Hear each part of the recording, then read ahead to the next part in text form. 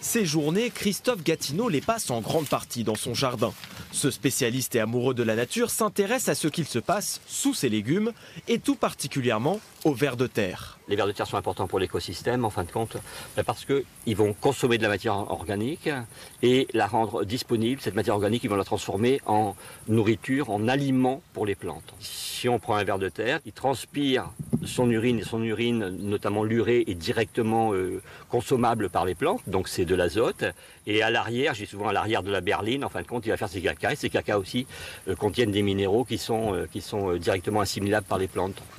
Aujourd'hui, ces petits animaux sont menacés par l'activité humaine et l'agriculture intensive. Cet agronome a donc écrit un livre pour alerter sur ce danger qui pèse sur la biodiversité. Un livre qui s'est retrouvé entre les mains de la députée de Haute-Vienne, Marie-Ange Magne. Elle a décidé d'adresser une question écrite au gouvernement. Selon elle, l'exécutif doit défendre le ver de terre. La réponse du ministre de l'Agriculture l'engage, ça a une valeur juridique, ça permet d'avoir une réponse rapide dans les 2 mois. Et l'idée, c'est vraiment de savoir où en est la situation des vers de terre. On a un observatoire aussi qui a mis en place tout un protocole d'évaluation et d'observation de la biodiversité et donc des vers de terre.